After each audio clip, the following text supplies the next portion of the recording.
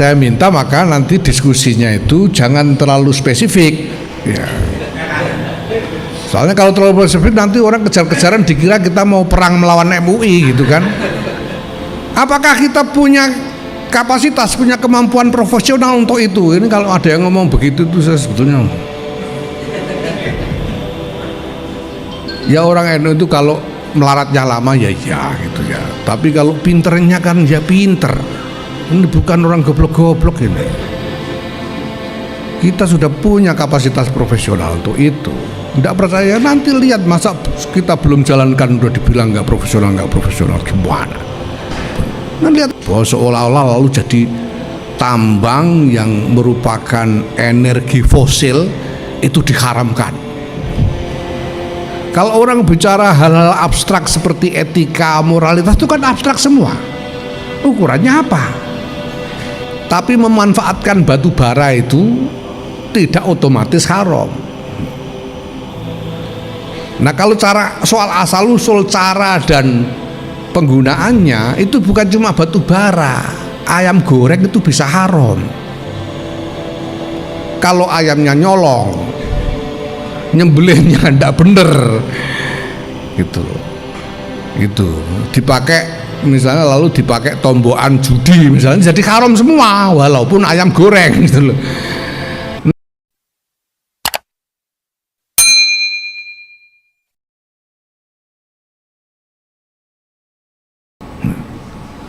Ya, ini bagian dari mainstreaming. Nanti ada mainstreaming lagi soal sekarang yang gilame soal tambang, karena ada mainstreaming lingkungan hidup bahwa seolah-olah lalu jadi tambang yang merupakan energi fosil itu diharamkan.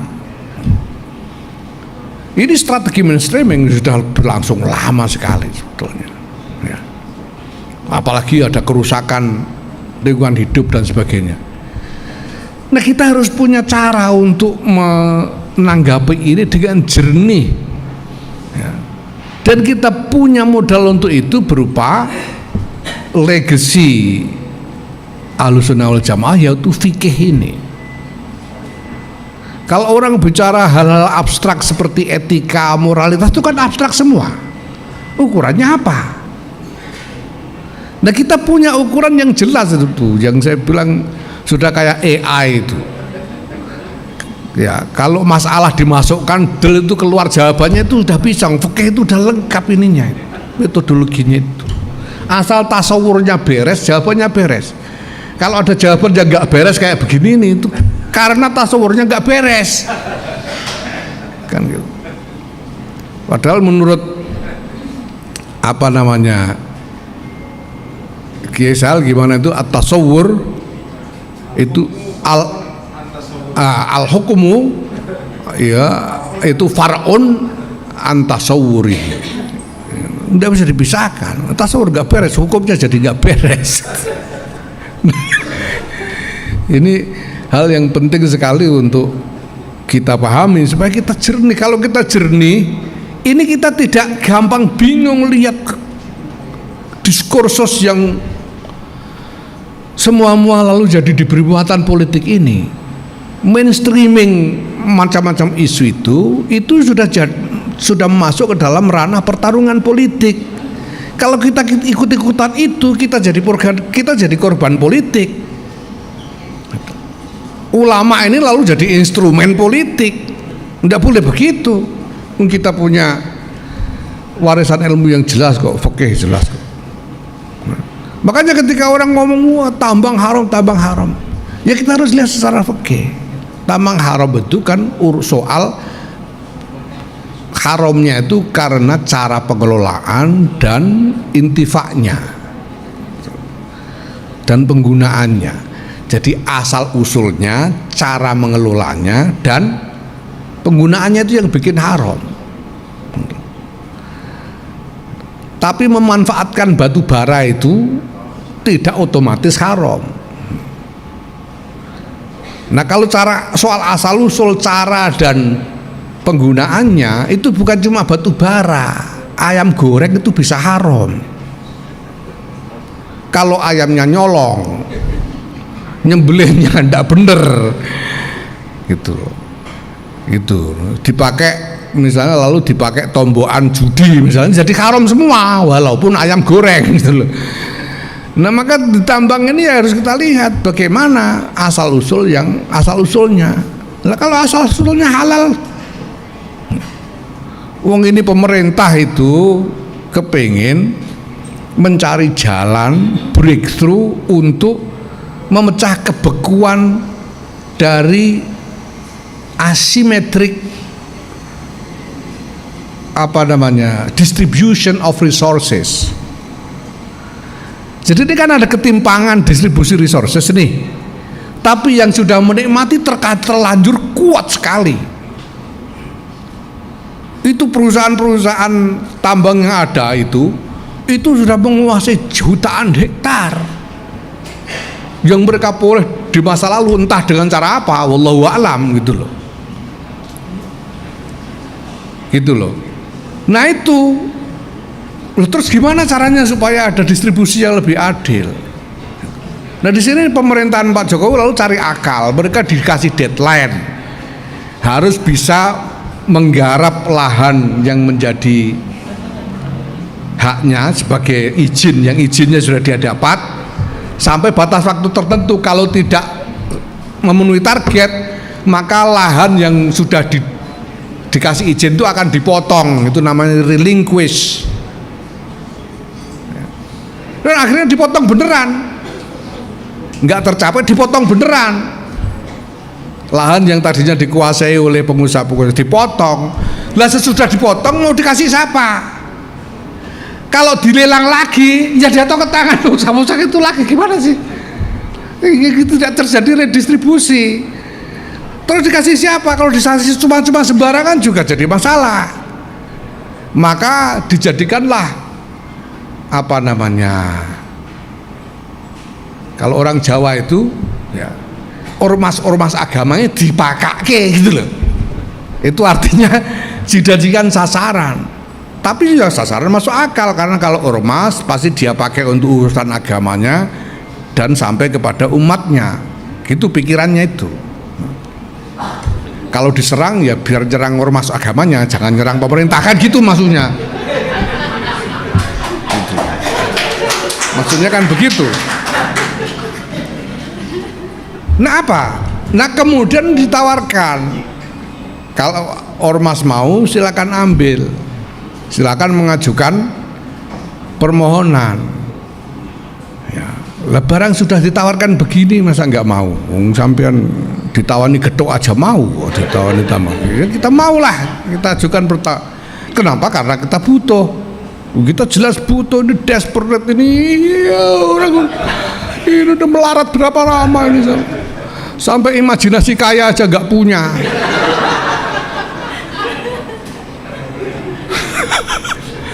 Masa imajinasi untuk mengembangkan sumber daya NU kok iuran warga, ini gara-gara kelamaan melarat nggak punya imajinasi. Nah kalau asal usulnya beres, berarti sudah selesai satu masalah toh, berarti asal usulnya halal, nggak nyolong ini. Nah kemudian masalah berikutnya gimana cara mengelolanya supaya tidak haram, kan gitu. Ya kita atur nanti supaya kita kelola dengan cara yang tidak haram. Apakah kita punya kapasitas, punya kemampuan profesional untuk itu? Ini kalau ada yang ngomong begitu itu saya sebetulnya ya orang NU itu kalau melaratnya lama ya gitu ya. Tapi kalau pinternya kan ya pinter. Ini bukan orang goblok-goblok ini. Kita sudah punya kapasitas profesional untuk itu. Tidak percaya nanti lihat, masa kita belum jalankan udah dibilang nggak profesional gimana? Nah lihat aja nanti. Nah pemanfaatannya untuk apa? Itu. Belum udah tuduh itu nanti jangan sampai dimakan sama pengurusnya sendiri. Lihat aja nanti gitu loh. Kita ini kan sudah atur semuanya. Gimana struktur bisnisnya gimana? Ya, bagaimana koperasi dibentuk dan sebagainya supaya menjamin ini tidak akan dibawa lari oleh pribadi-pribadi. Udah kita atur. Tidak percaya nanti lihat aja. Ya. Atau simak lagi itu kombes-kombes hasil-hasilnya, perkum-perkum yang ada tuh, lihat. Ya, jadi saya ini kan sebetulnya lama-lama jadi agak jengkel karena ya saya sebetulnya ini omongan saya dari waktu ke waktu itu kan sebetulnya berseri. Cuma orang itu kan jarang mau memperhatikan itu. Nah, kalau saya harus jelaskan dari awal sampai akhir, itu sampean itu kuliah doktoral belum tentu selesai. Gitu. Nah, ini kalau tidak diperhatikan ya orang tidak bisa nangkap gimana narasinya. Nah, sekarang ada perang narasi. Kemarin saya didatangi orang, ini soal strategi narasi ini gimana caranya. Terus saya tanya, terus maksudnya strategi narasi itu gimana? Ya, orang bikin narasi, gimana kita mengkonter narasinya? Kita kan sudah punya konter narasi. Iya, tapi kok kalah kuat di di berbagai platform publik seperti medsos dan lain-lain itu. Nah, kalah kuat karena apa? Karena yang menyuarakan kurang apa? Saya kejar terus sampai ujung-ujungnya masalahnya soal buzzing. Kenapa artikulasi kita di berbagai platform itu kalah kuat? Karena orang bikin buzzing, kita tidak buzzing. Orang pakai buzzer, kita enggak. Terus ya kalau gitu kita buat apa buang duit buat buzzing, itu saya bilang. Kalau soal nalar, ya kita yakin dengan nalar kita berpikir dengan landasan yang jernih kok. Tapi kalau buang-buang duit untuk buzzing, untuk biaya buzzer, buat apa? Nyangoni Gus Gofur aja kita masih mentol. Buang-buang duit buat buzzing. Orang mau ngomong apa terserah. Saya ini sudah saya hitung sejak awal begini-begini ini. Selesai muktamar 25 Desember 2021. Tanggal 1 Januari 2022 saya pidato di Jogja, teman-teman yang datang kalau ingat. Dan saya sudah bilang waktu itu saya akan dablek 5 tahun, saya bilang begitu. Kenapa? Karena saya tidak mau tarung buzzer, buat apa? Nah, tapi intinya saya sampaikan ini bahwa ini ulama-ulama ini jangan sampai kehilangan kejernihan di dalam mengoperasikan ilmunya ini. Ini sampean ini pewaris dari ilmu yang sebetulnya menjadi pegangan dari seluruh umat ini di dalam menjalankan agama ini. Dan NU ini adalah organisasi yang didirikan untuk itu, untuk memberikan panduan yang sesuai dengan pegangan yang muktabar ini. Nah, maka di dalam berfikih kita harus jernih betul.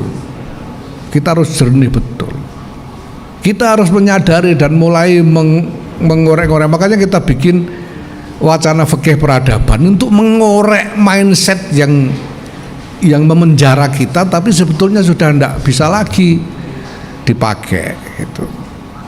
Nah, saya minta maka nanti diskusinya itu jangan terlalu spesifik ya. Soalnya kalau terlalu spesifik nanti orang kejar-kejaran dikira kita mau perang melawan MUI gitu kan. Tapi saya minta lebih konseptual. Bagaimana kita harus mengembangkan kejernihan berpikir fikih ini, dan bagaimana kita membangun strategi mainstreaming kejernihan fikih ini sekurang-kurangnya di kalangan ulama kita sendiri ya. Supaya ulama kita juga menjadi lebih jernih, tidak sembarangan. Ini saya terima kasih kepada RMI, Kiai Khodri dan kawan-kawan atas upayanya menjalankan forum ini. Yang mudah-mudahan nanti kita punya bahan-bahan penting untuk kita catat dan kita kembangkan di masa depan ya. Ya sekurang-kurangnya harapan dari para ulama yang hadir ini, kalau yang goblok-goblok ya boleh aja ikut nanya, tapi ya untuk mendapatkan pengajaran lah dari para ulama ini. Ya, jadi kalau sudah diajari jangan bantah lagi gitu. Ini repotnya ini orang goblok merasa terus setara dengan kiai-kiai, ini repot ini. Ya. Sudah dikasih tahu masih bantah terus. Nah, ya, yang penting sekarang itu ya mohon maaf itu kadang-kadang ini kan kebawa ini omongan orang Rembang. Saya ngomong goblok-goblok itu bukan untuk merendahkan ya. Ini sekedar untuk menyadar. Untuk bukan penghina lah ya, masa penghina. Bukan untuk menyadarkan diri kita masing-masing supaya tahu diri itu. Ya. Gitu ya. Termasuk menyadarkan diri saya sendiri itu. Ada banyak hal dalam soal agama ini saya nggak berani sentuh. Karena saya tahu saya goblok dalam soal itu. Nah, biarkan yang memang alim, yang memang apa namanya ashabul maqam untuk membahas itu, mereka yang membahas gitu.